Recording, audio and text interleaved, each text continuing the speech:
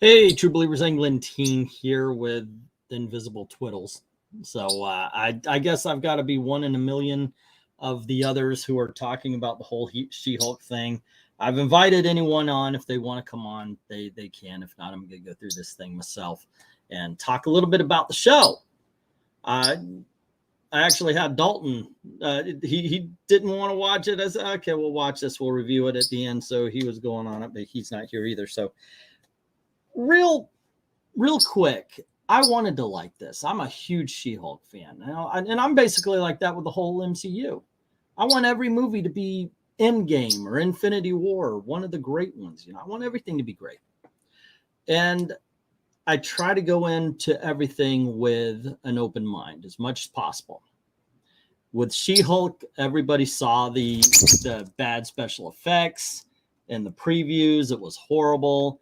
We saw that first episode and the whole thing about her lecturing the Hulk on keeping his anger in check, and that she had it so much worse. So there's a lot of stuff that was packed in right away that just made the show negative. But worse, more than anything else, it was so poorly written. It was so poorly, not just written, but conceived. I mean, granted, we as comic book geeks, we know who She-Hulk is. And by that, I mean, we know who She-Hulk is. They just thought female superhero, let's write her like a modern day whiny, weak woman. And I see a lot of what we would call woke people. I see a lot of people on that, whether they're guys or girls, they're weak. They come from a place of victimhood. She-Hulk tried to be a comedy. And I watched the first episode, and I thought, okay, it's an origin thing. It's fine. I guess I got to take away this because the camera doesn't know whose face to go on. In this case, it's not a clear choice. Usually I'll have somebody pretty there. This ain't pretty. So I'm going to remove the background here for just a touch. And but I didn't hate this episode. The first episode, I didn't hate it as much as other people. I thought, okay, they're trying. I can see what they're going for. But there was never a sense of fun because it was always preaching. It was never entertaining to us. It was never just open for us to interpret things. It was always preaching. It was always saying that you are a bad person for doing this bad thing. Or it would say you are doing this because you're a bad person. Why don't you like She-Hulk? Well, it's obviously you hate all women. You're a misogynist. And that's where they came from. In this article, they did in Variety, they had a review or an interview, with the creators of the show where they flat out admitted it, where they flat out said this entire show was made out of hatred for people that they don't know, but they will tell you what they're all about anyway. They don't know who we are. They never actually listen to the criticism. All they hear is, oh, we don't like She-Hulk. Okay, then you don't like all women and you're racist, sexist, blah, blah, blah, yada, yada. So I'm going to go over this. I'm going to go over this review or interview, whatever. I want to talk about the show as we go as well and get that out of the way, get the review on. This is ridiculous to the point of, well, ridiculousness. She-Hulk episode 2, I actually enjoyed. I thought this is where they're going. They want to make kind of a comedy drama like they always say Ally McBeal. I don't know. I didn't watch that crap. But I got where they were going because I have seen LA Law. I've seen some lawyer shows. Night Court, at least. They could have done Night Court, right? So that's what they're setting up for. And the thing is, they didn't even do that well. They really had only one show, 2 shows, by the way, where they really dealt with that. Now, in the third one, where they said Megan Thee Stallion like 9,000 times, it was poor script writing. It was just a bad show. They did do a little bit with some sort of Asgardian elf, but they never gave any time to the courtroom scenes, so we actually knew what was going on. It was just they mentioned it, then they did a joke, and then they went off on some other tangent about her dating or so forth. which wasn't the freaking show's premise. All the time, the show is treating her like a sex object. They're saying that all we want is a sex object. No, we want a well-written show. We want a well-rounded character. That never happened here. It just didn't. I'm sorry, but all you got was a very shrewish Jennifer Walters, who then became a very shrewish She-Hulk. Hello to Hot Takes. MCU has been on this weird troll kick since WandaVision, way back when the Ralph Boner thing happened. Yeah, it's that, but they never actually talk to anybody. They never actually debate what's being said, and that's the ridiculousness of it. This stuff is why I don't even bother with the MCU anymore. I can't blame you, Mike. I don't know what the fuck is up with my camera right now. Stop it. Here. There we go. Center. Stop. Let's see if it just stop right here. Center on this ugly mug right here. There you go. Now stop it with that freaking in and out shit. Okay, so I'm a little bit spicy right now. I've actually had a good day. Me and my wife are on date nights now on Mondays. That's usually a stream night, but it didn't work out. But she's got Monday off now. So we went and saw a horror film called Smile, which worked. It was pretty good. I like that. I like that movie. Let's see. They could have had some interesting comic book based legal scenarios, but they didn't know how. They didn't know how to. Even though the dance slide, they kept saying, "Oh well, we want to do Sensational She-Hulk." No, you didn't. You did Dan Slott's run and then called it the Sensational She-Hulk. Sorry, but that's the truth of the matter. Dan Slott's run was the one, and Peter David's, by the way, that actually did comic book legal stuff, and they did all sorts of stuff that I liked. The Star Fox bit, his whole thing is he can manipulate people's pleasure centers. So he was brought in for sexual harassment. That is kind of cool. That's a great, that was a great story. They brought in, they brought in Spider-Man, as a matter of fact, to testify against Jonah Jameson. It was the whole thing where he was talking about how J. Jonah Jameson kept defaming him. And he goes, well, I just thought it was because I was black. And J. Jonah's like, wait, no. There's this whole great story, all these cool stories that could have taken place in Marvel's courtroom scenes, you know, and they just did not take advantage of that. The only other time they did anything about the courtroom was, of course, the Mr. Immortal scene. I think that was episode 5. I don't remember here, but they could have done something with that. But they said Mr. Immortal was like negating contracts and such by killing himself, and then he comes back, but he was never dead long enough for any paperwork to have taken effect. He would have had to have been declared dead by somebody, and then everything would have been null and void, and then he comes back to life. But you see him, he jumps out a window, lands on a car, then immediately stands up. You know, so they weren't even putting any thought. It's like they said, that would be clever, right? And then everybody else said right, but they never really put any thought into the story. And you get that you get that straight across the board. The other time, of course, was with Daredevil. And Daredevil wiped the freaking floor with her.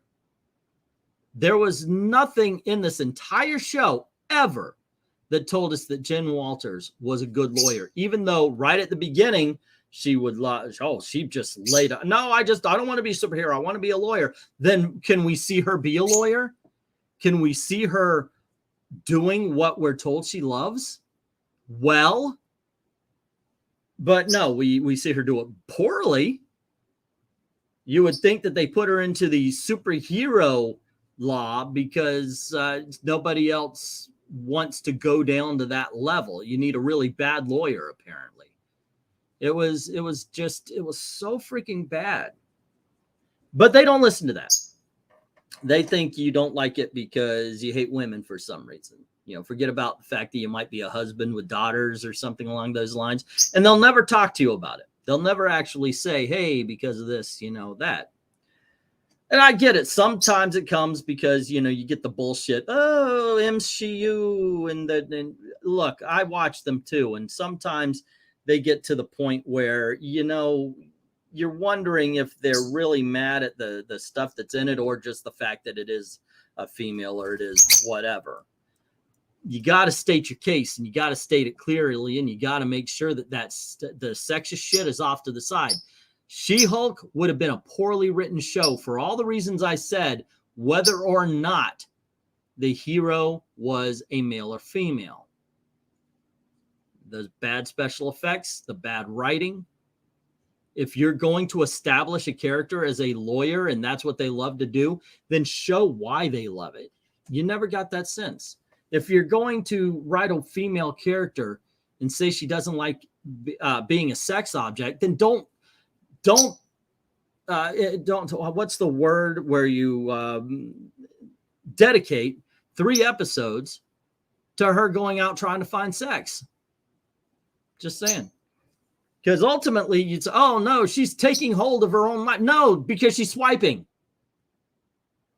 Swiping isn't taking hold. Swiping is a guy's, that's a guy's, if I was before marriage, if I had that tool, it would be just sex night every night. Okay, well, that one looks good. Let's go. Let's go. Let's go. That's not taking hold of your own life.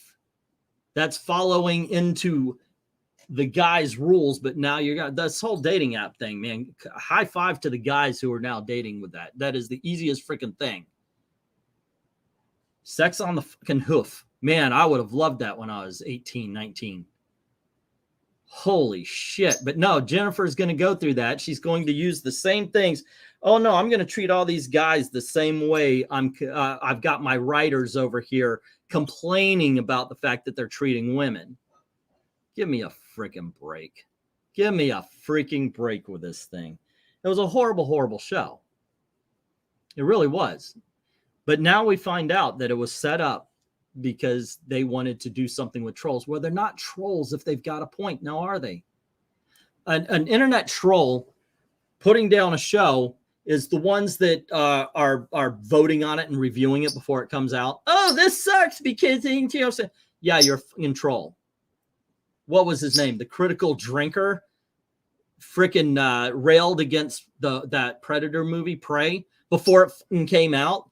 That's trolling. That's bullshit. When you see the movie, then you talk about it. What is it? I know everybody loves him now because he sold comics.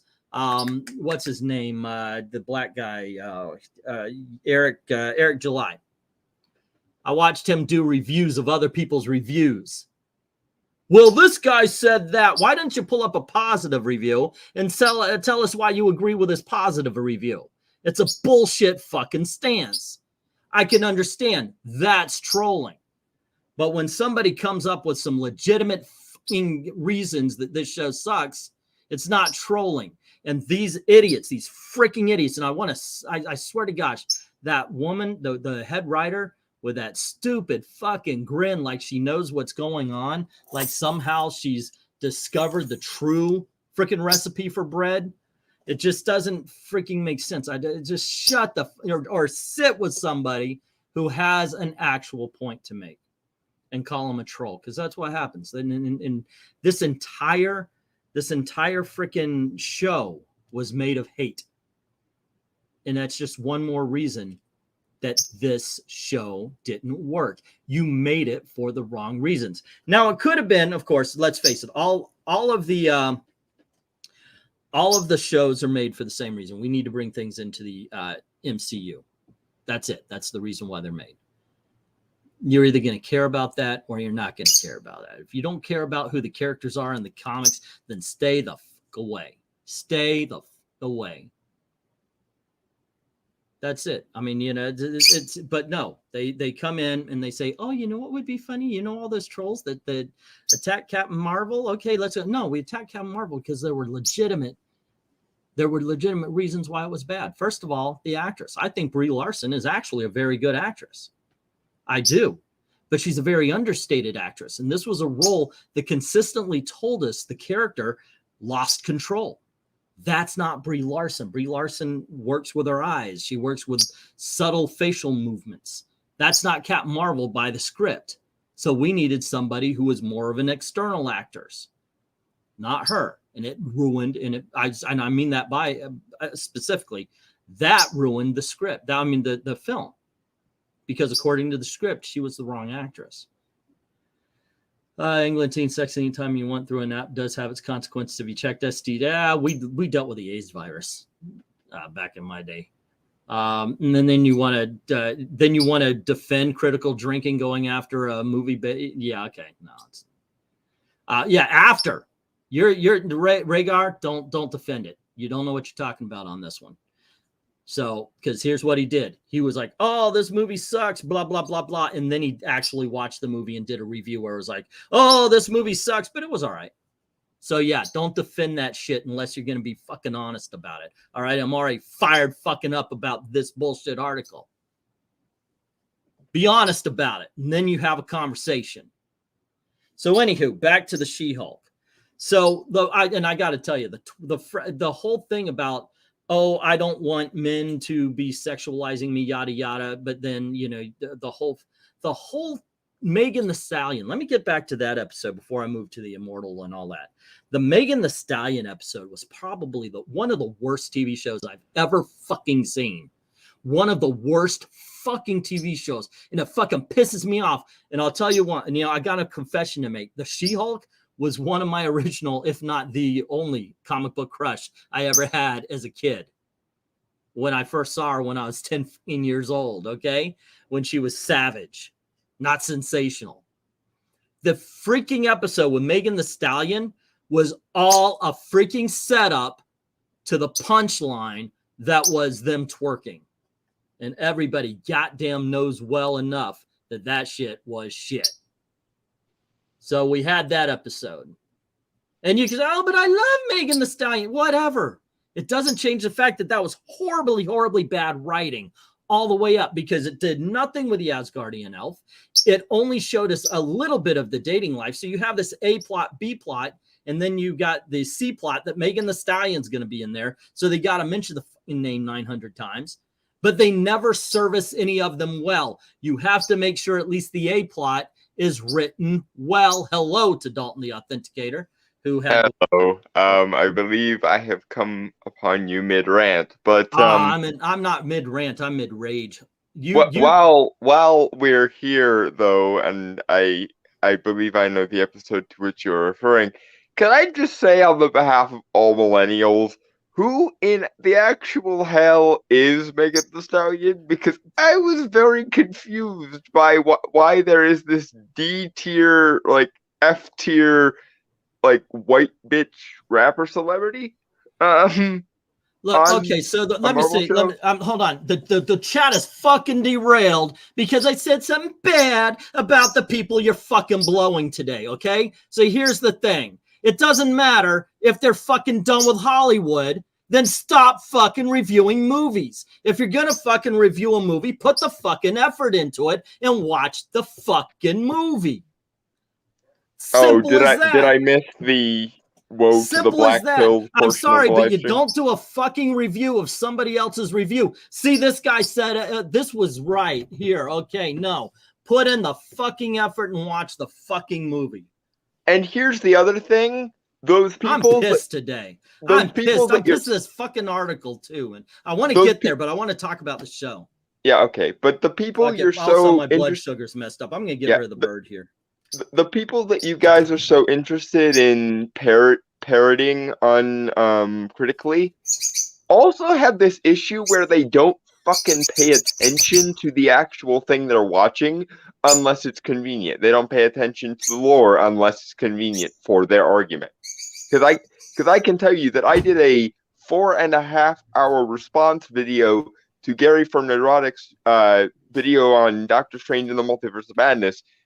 He barely paid attention to the frickin' thing, and half of the questions that he condescendingly asked throughout the entire video were answered in the frickin' movie or in some other related piece of media that you would have to watch if you were actually going to watch the movie in a sincere way.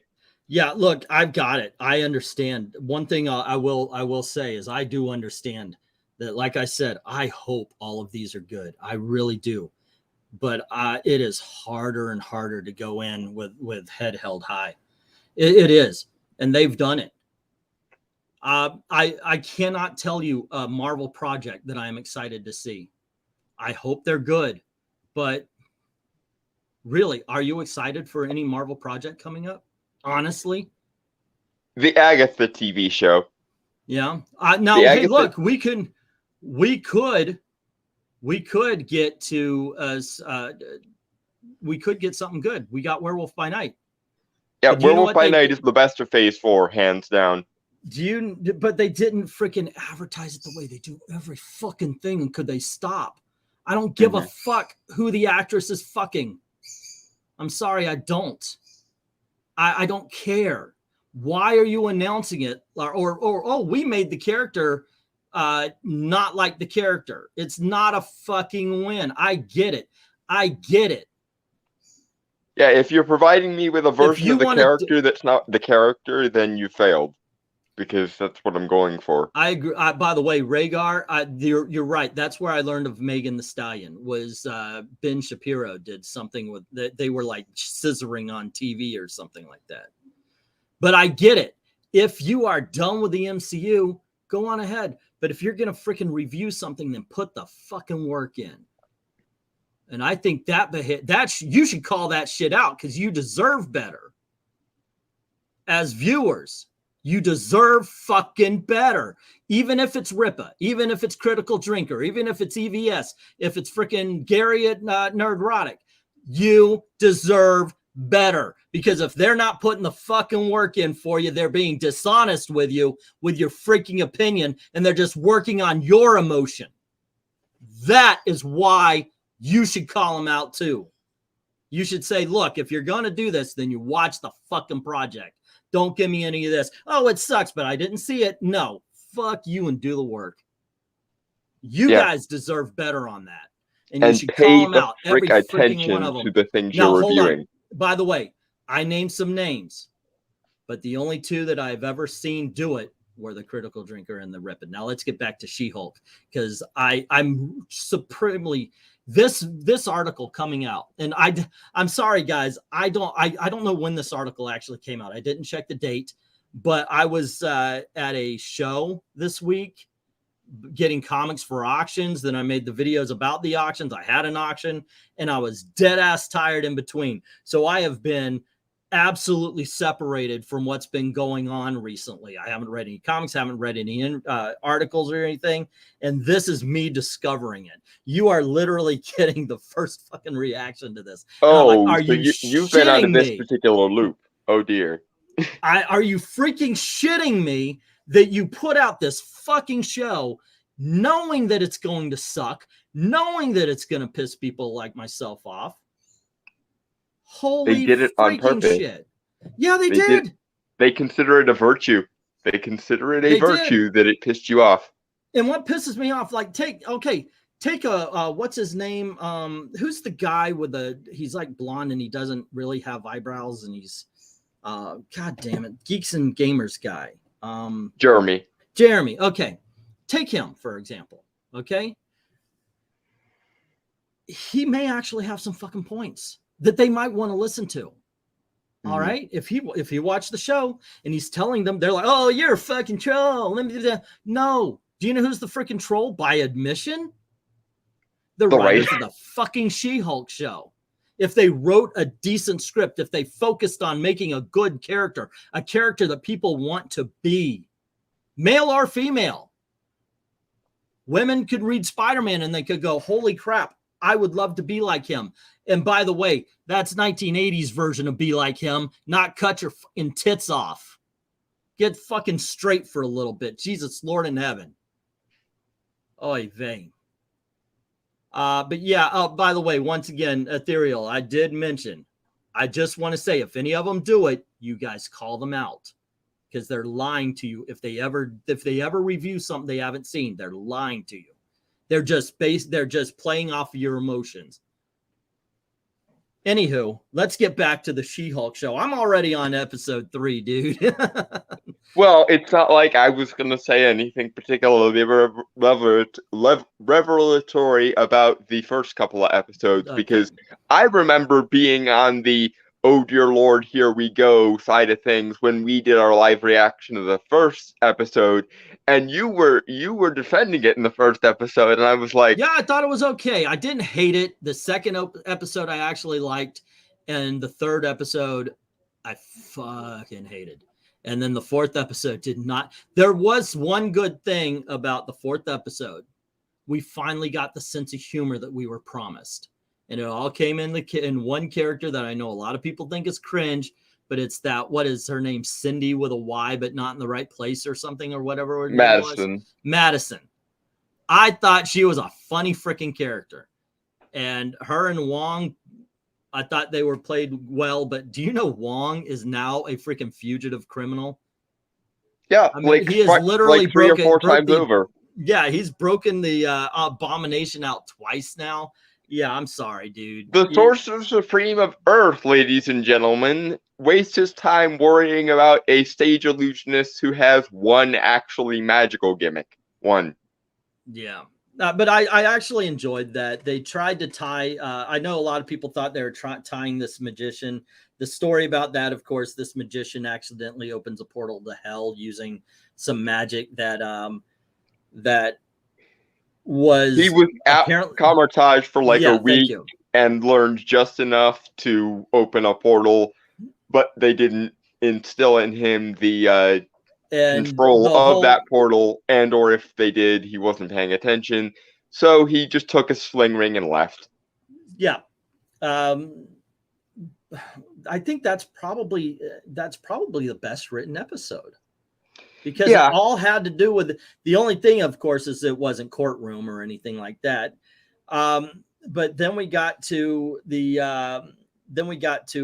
what was it, the one with Porcupine Man and all them, and oh no, what happened to the Wrecking Crew too? What happened to the freaking Wrecking Crew? I'm tired of freaking Marvel messing up the Wrecking Crew. I really am. I just, every time they have a hero, I can't believe I'm kind of, you know, talking to somebody. I'm actually calming down. Have a conversation here. God damn it. I hate this show. I apologize for being 20 minutes late. I was napping. I hate this show with a passion. So I got to tell you, I'm so freaking tired. I actually fell asleep during the movie a little bit. I heard someone say if Amazon is upset by LATR audience drop, they'll deliberately ruin Terminal List. I heard that when it first came on too. Like they were mad that people were more excited for Terminal List than they were the Lord of the Rings. I fell asleep during the Lord of the Rings in the first episode. Never will watch another episode. I understand. I probably could have gotten a lot of clicks by reviewing it, but I don't want to sit through it to watch it to get those clicks. I'm just hoping they don't nuke the boys for retaliation because Rings of Power didn't do well, because they're kind of categorical opposite as shows. No matter how much the writers of the boys wish they hadn't made Homelander as sympathetic as they made him in season 3. But that's neither here nor there. Rhaegar saying, I knew they were going to mess up the Wrecking Crew. They've been messing him up for 20 years now. Now, the Wrecker by himself, when he first appeared, put Thor into hell. I won't say he killed him because, you know, but he put him into hell. And the Wrecking Crew, yeah, he shared the power, but because there were more of them, they were more strategic. They were actually a really cool crew. And I got to tell you, I liked it. I thought you wanted the clicks. Yeah, but if I have to watch the Lord of the Rings on Amazon to get those clicks, I'm going to say no.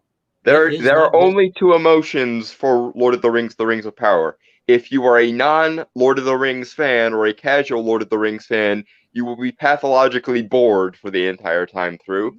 And if you are a lore fan of Lord of the Rings or a person who knows Lord of the Rings, you will be sat there in white-hot rage annoyance for the entire fucking time. Thank you, Glenzer, saying for the $2 super chat, saying it'll get worse if certain party wins midterms. Probably so. I don't know. Also, guys, I'm sorry I was on a rant. I just, God damn it, this article pissed me off. And you guys were literally seeing my freaking open reaction to it too.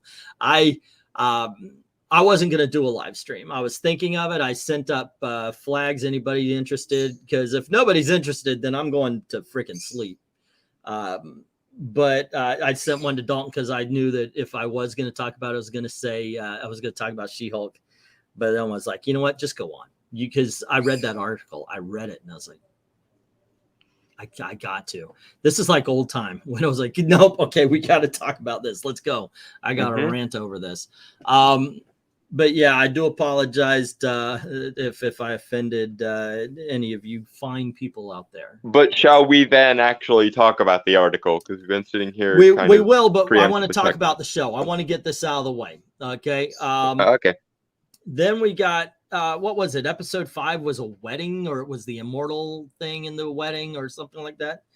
Once again, this I told you how they messed up the immortal man. I did like the wedding stuff though. I didn't love it.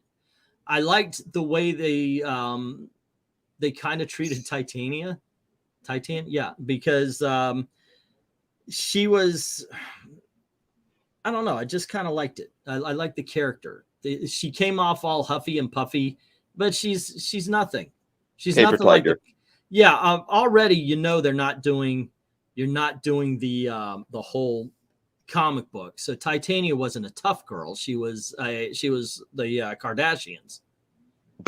And basically what this show did was kind of rip down the veil of awesomeness of the Kardashians.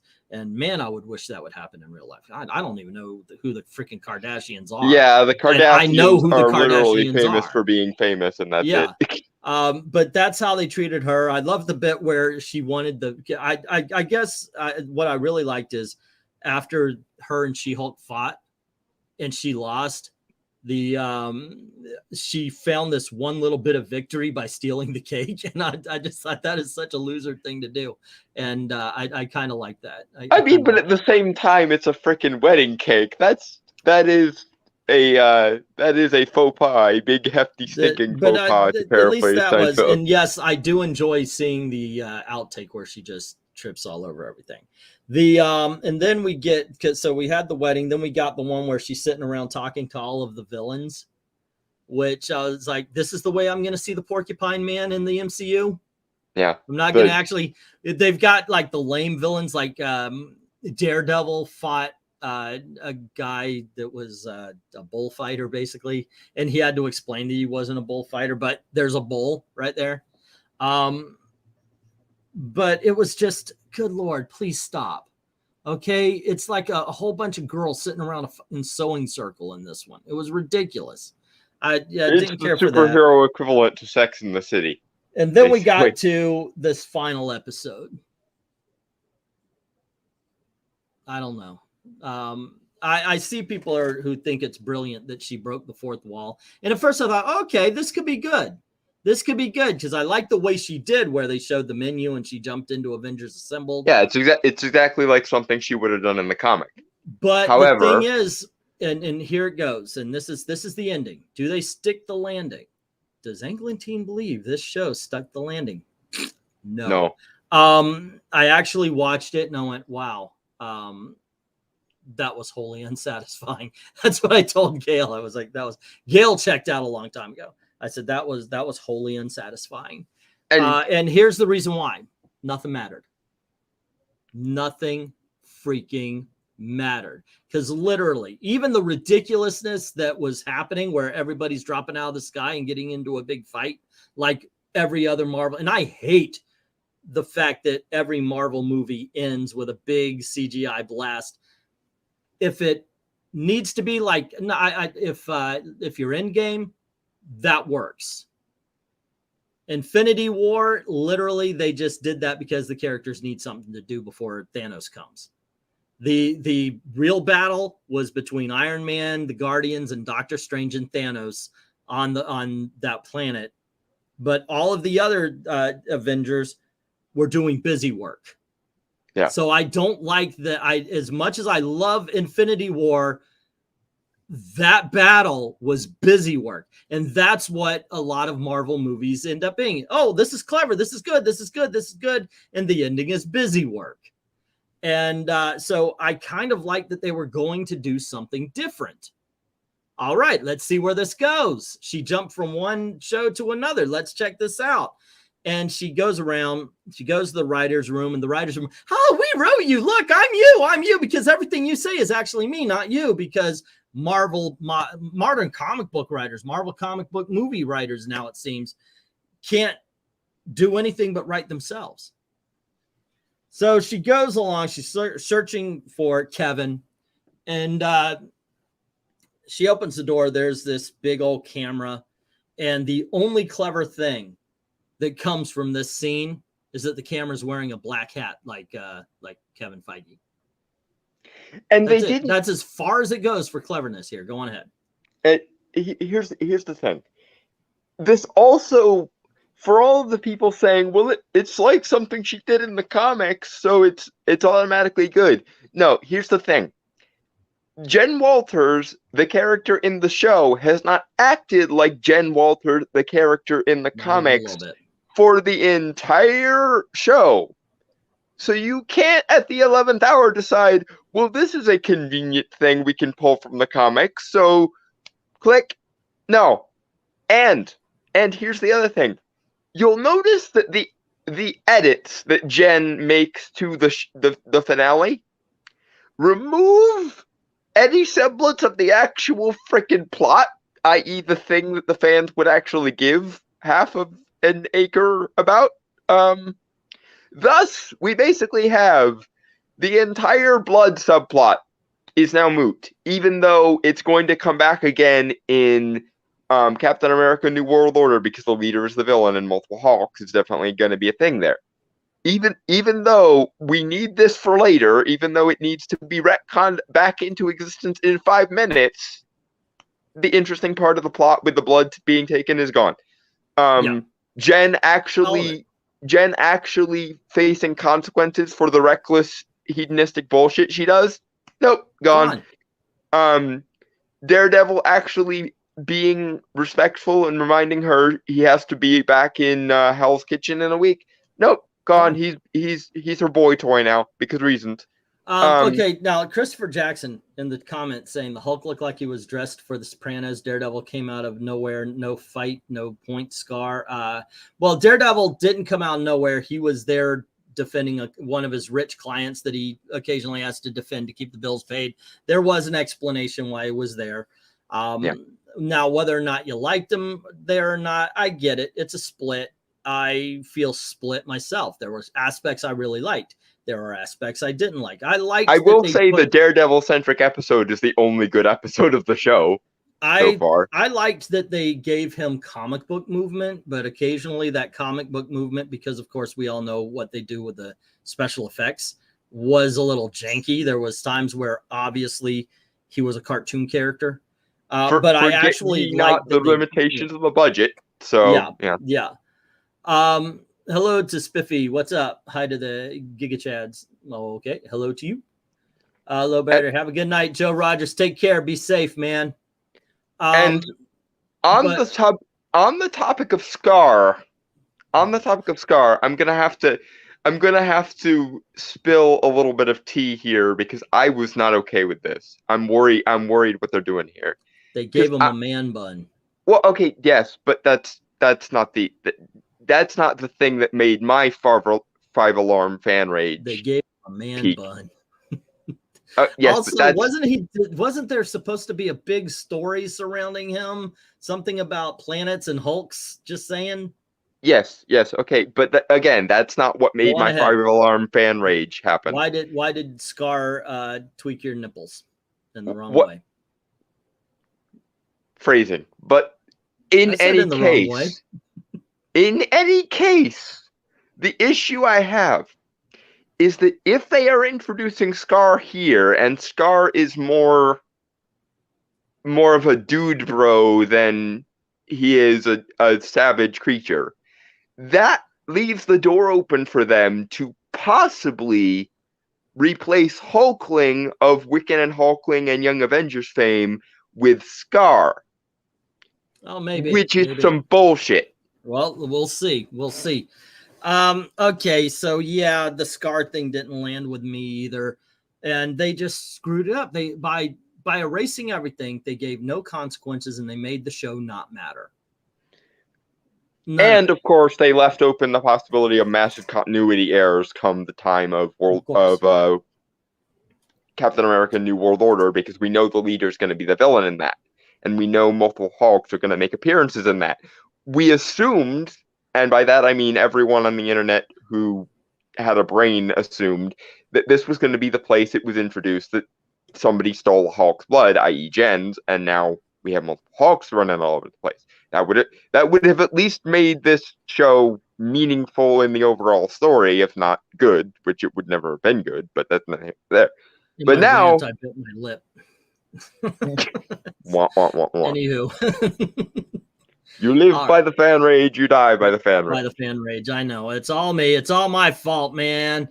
Okay, so let's get into this bullshit article. It was at Variety.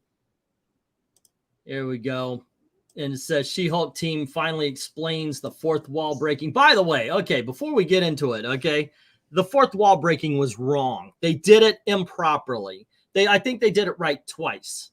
Once in the first episode where she just turns and goes, "Can you believe this?" or something like that.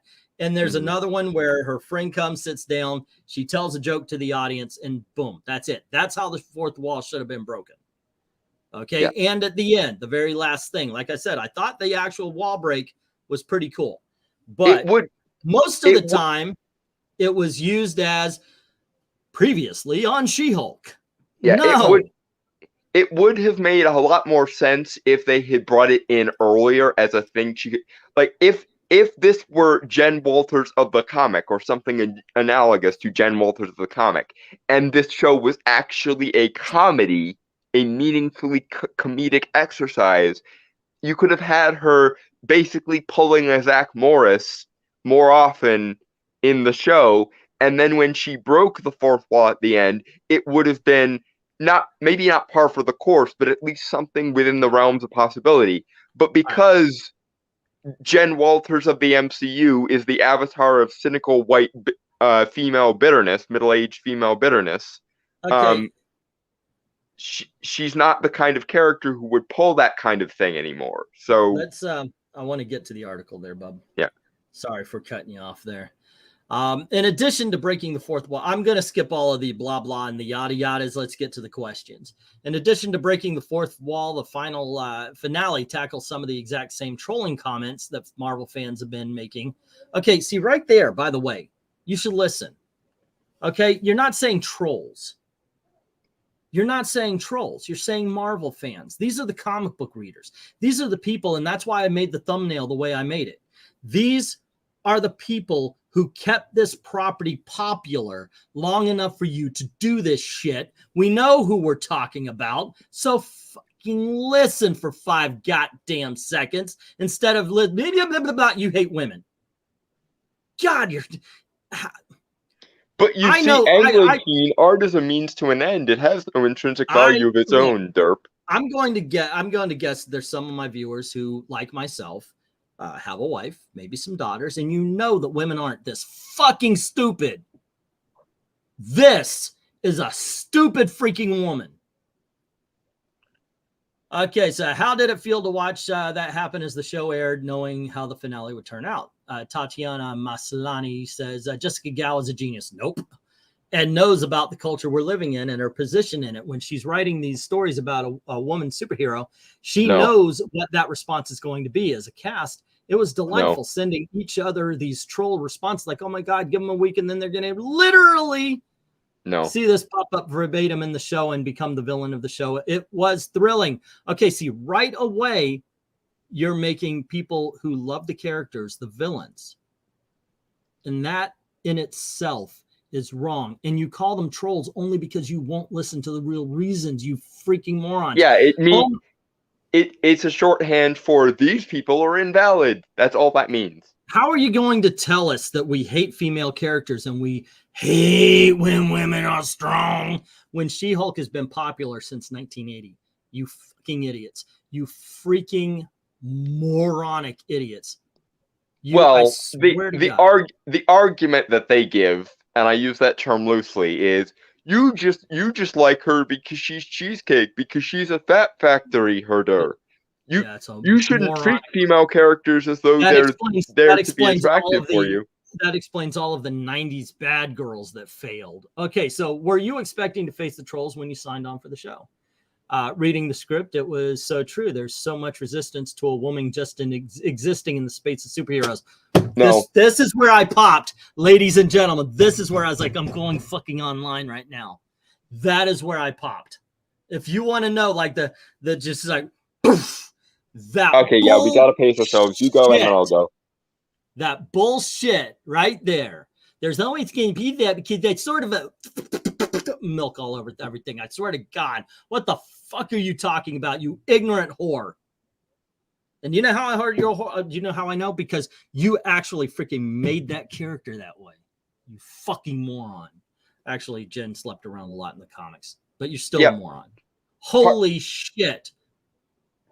Wonder fucking Woman started in the goddamn 40s, you ignorant dumbass. You freaking dumbass. And let me tell you something, and this pisses me off a little bit more than it should, I guess. I'm 52 years old. Okay, I started reading comics in 1974. I really started collecting comics, I guess, a few years later in 1979, 1980, around there, when She-Hulk came about.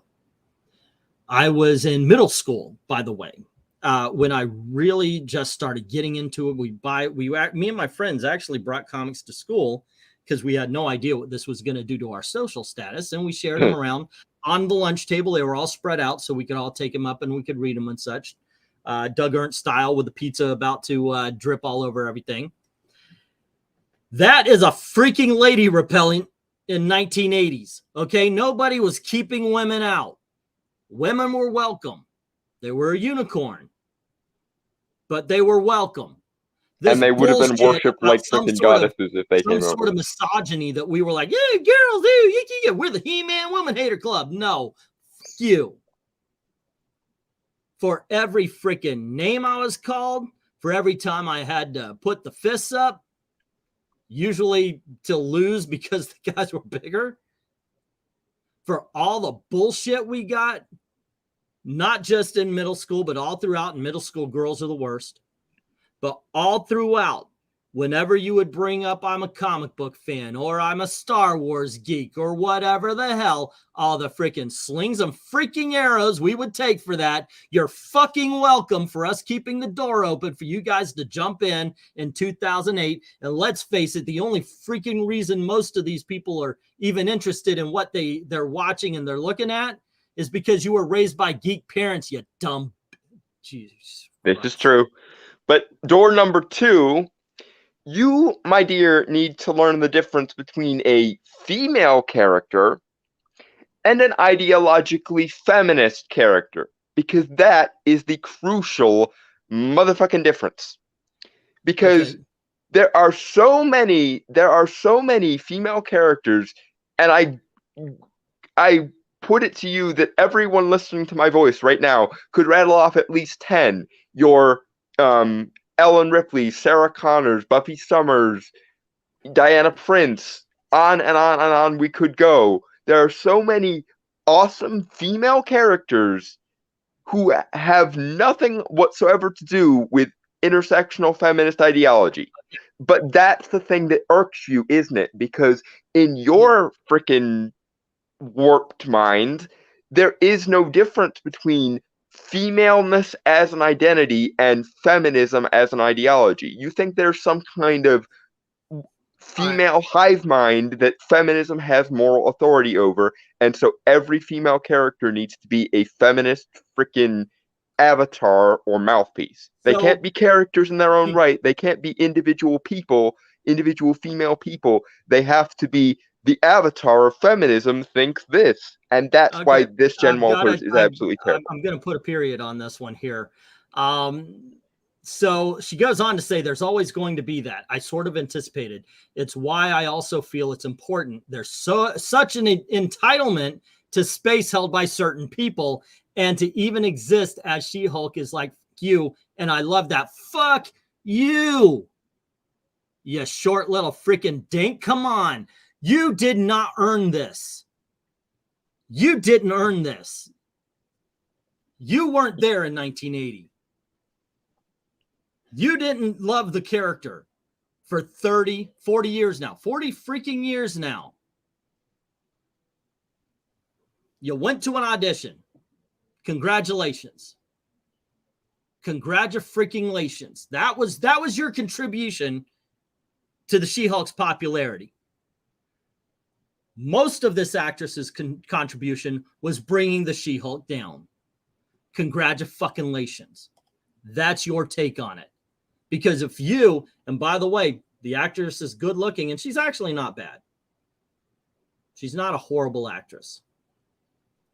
But if she had gone into the freaking comic book shop in 1980, which she never would have, not because of anything, you can't bring your modern mindset in, but in the 1980s, it would have been something that you would never do. And I'm pretty much guessing that you more than likely didn't do it either. My guess is if you've ever read a She-Hulk comic book, it is because you got the role and you started doing it as research. Okay, so the next question, what do you hope to see from Jen and Matt Murdock's relationship? I don't know what Jen's life looked like now, other than it's opening up. They definitely have a very real connection. I'm curious how that manifests, whether it's getting together every now and then. It's got to be. He's got to go back to Hell's Kitchen. She's going to stay where she is. So there's nothing in Jen and Matt Murdock's future except for the occasional hookup. And I don't even think that, because in all honesty, I think they're going to go back to Karen Page. Whether or not it's the original actress, there you go. Which Avenger? Go ahead. Honestly, if this Jen Walters was more like the comic Jen Walters and enjoyed herself and was self-possessed and had fun with her powers and so on, I wouldn't mind seeing a relationship between her and Daredevil. But this, again, this avatar of middle-aged, cynical, bitter female rage, no thank you. I don't want to saddle Matt Murdock with that character. Okay. That's a literal ball and chain. Next up, they've got Jennifer Gow answering some questions. This part I didn't answer. I didn't read. So let me see. Let me get some comments here. I know I'm way behind. It means nothing because characters in Marvel Universe probably means nothing to the writers, and that's a horrible thing, Drew. Seriously. Ethereal Dragon, excuse me. How long ago was the Master introduced? Back in 2008, and now they are using him? If I hate women, why are most of my favorite X-Men the women? Says Ethereal. Yeah, they don't listen. They just toss out motivations that you must have instead of actually addressing the points you're making. Rhaegar says she knows her position, and that is an interesting way to frame it. Glinzer says MCU mentality. I'm a misanthrope, excuse me. I'm also a social worker.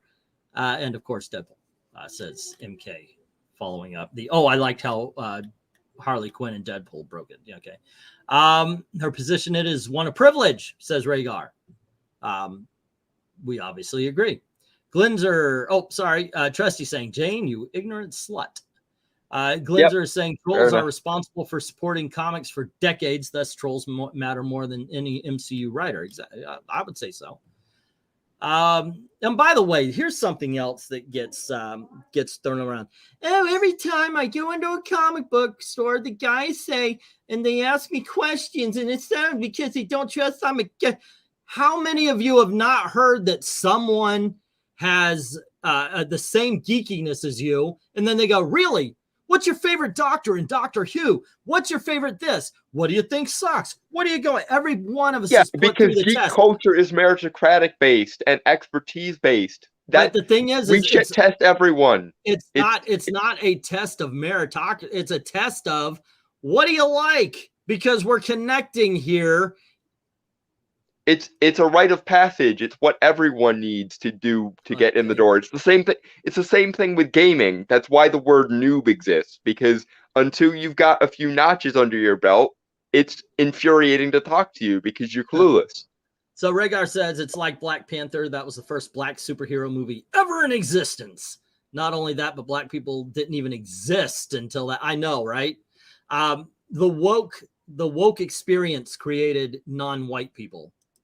Apparently, Karens of the world willed black people into existence. Yeah, I have to go. I have to go tell my black girlfriends from the 80s and 90s. It's the same freaking thing I always say. Identities and demographics, particularly, are not teams. i.e., you don't have to be identical to a character demographically to find them compelling, because the things that define us as people are our personalities, are our interests, are our hobbies, are our like specialities, are the skills we have, etc. Those are the things that make characters compelling in some way or other. Aqualad is in the chat, so I want to show this book off. It's Adventure Comics 260. This is the first Silver Age appearance of Aquaman. There we go. Gonna be in the auction this week. All righty. So there you go. Anywho, we interrupt this story to shill comics. All right, let me get this thing back up, and we'll continue the article. I don't know if anything is going to be as infuriating as those first few.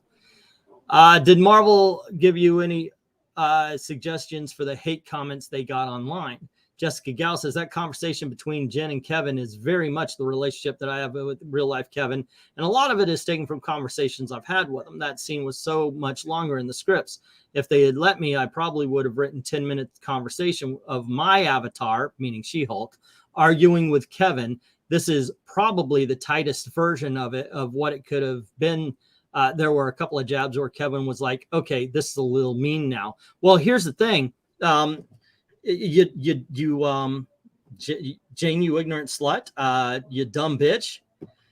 You're not supposed to put yourself into fucking character, okay? You're supposed to find the voice of the character. And this is a problem across the board. Marvel, DC, independent comics that aren't, of course, creator-owned. Mm-hmm. You know what I'm saying? You know, yeah. Todd McFarlane isn't writing Spawn anymore. So they've got to find the voice of Spawn. If frickin' Teenie Howard comes in and starts writing Spawn as a male feminist, you're going to get pissed. You got to find the voice of the character. She is admitting to fucking up this show by putting herself into it. And what's more, I've seen other articles where it's talked about how Kevin Feige really didn't like being portrayed as this soulless AI robot, and other writers in the writers' room had to mitigate between Jessica Gao and Kevin Feige to make sure she didn't say something to him that would get the entire idea scrapped, because she kept wanting to add more and more insulting layers to this Kevin AI character, and he was like, well, obviously I kind of take exception to that.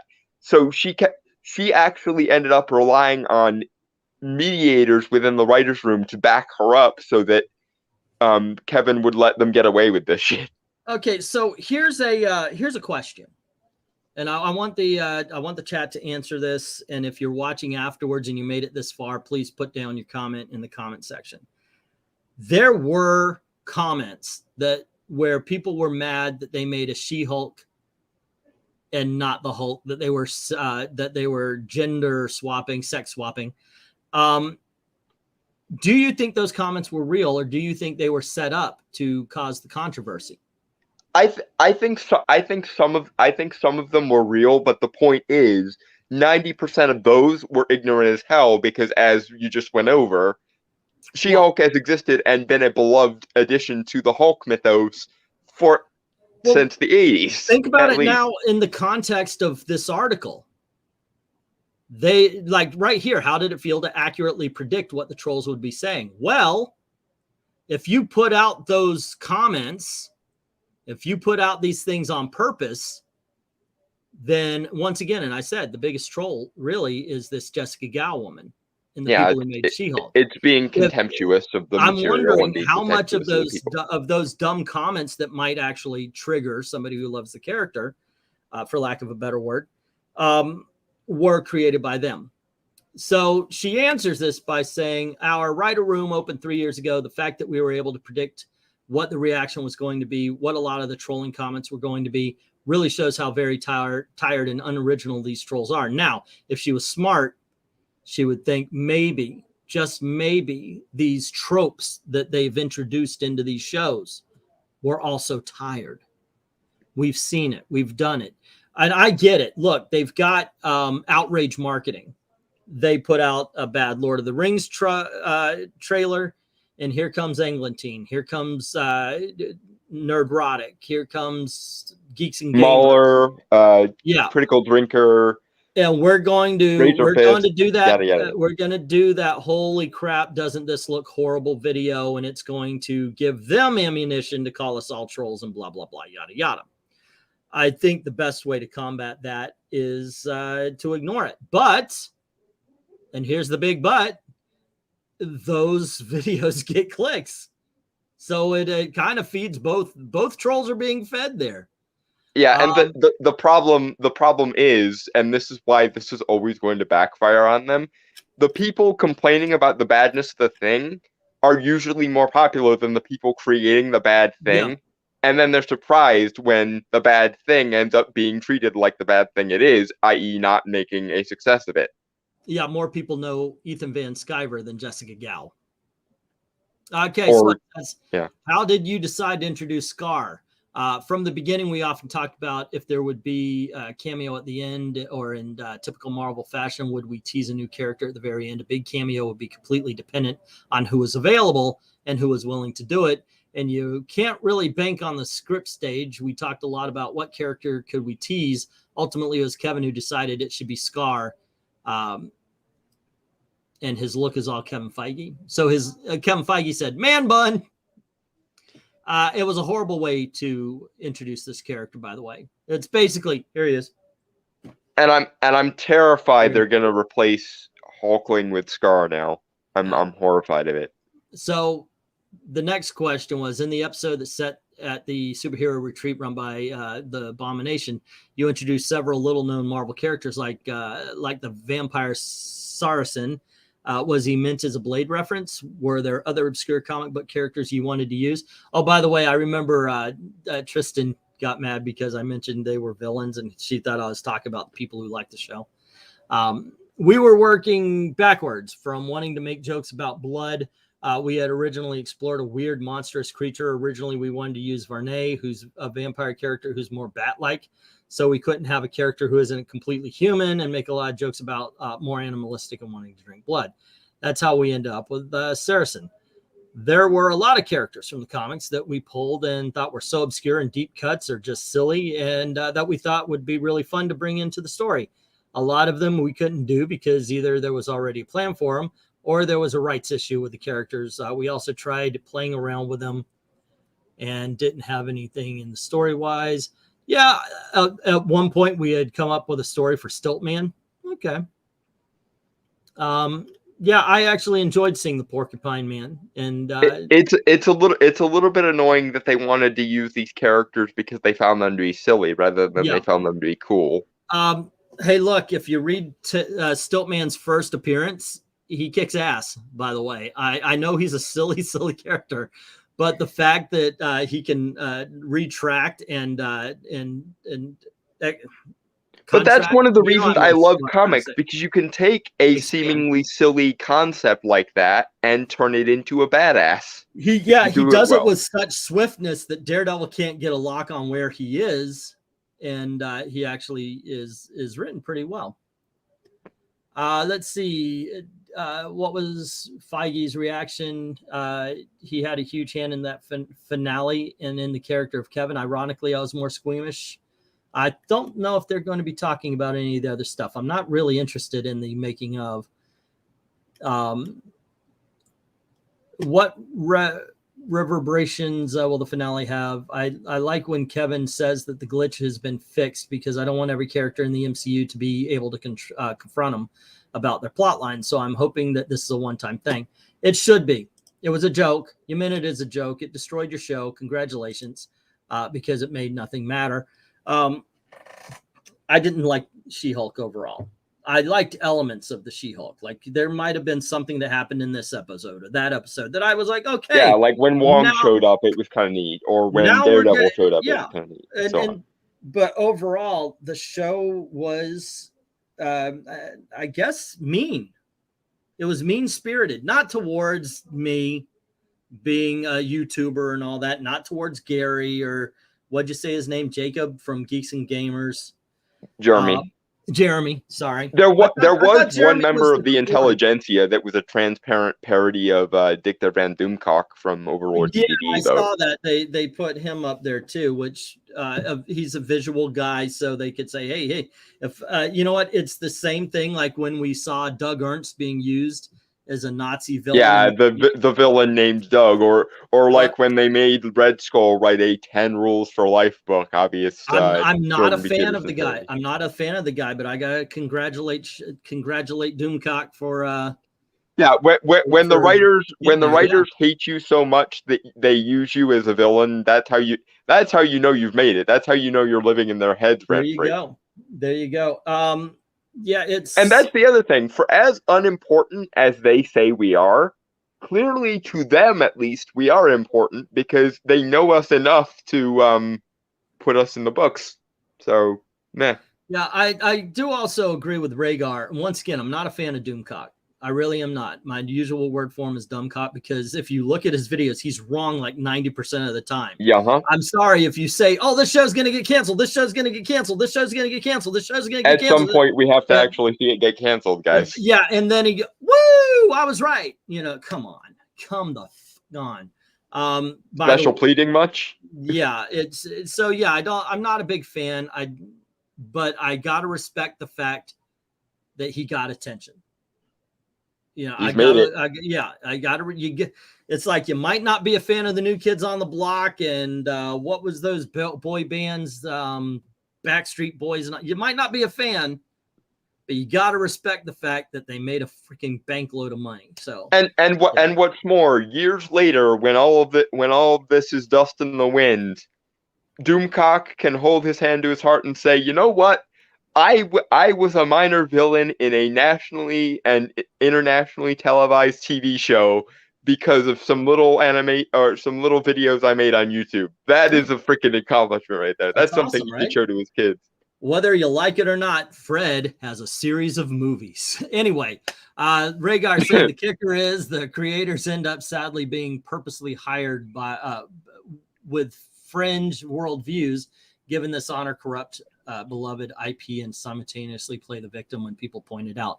But that's the thing. In the halls of the new aristocracy, their worldview isn't fringe. It's fringe to us, the people in the real world who actually, do things in the real world. But in the halls of academia, in the halls of Hollywood, in the halls of our betters, quote unquote, this is the default worldview. So, this is the one they all cuck to, regardless. Aqualad is mentioning wasn't Matter Eater Lad from Legion of Superheroes is a funny character, but he died a hero's death. Yes, the Miracle Machine was going to destroy all, and they couldn't find a way. They couldn't blast it. They couldn't beat it. They couldn't do anything to destroy this machine that was going to destroy Earth, the whole 9 yards. So they figured it out. Matter Eater Lad has the ability to literally eat anything. So they took him in, they sat him in front of the Miracle Machine, and he ate it. And he destroyed it that way. Because his people can literally eat and digest anything. And it caused him to go, he didn't die, but he went insane. But yes, silly freaking character, heroic death. Goes to show what I've always said. There are no bad characters. There are just Jessica Gals, bad writers. Yeah, and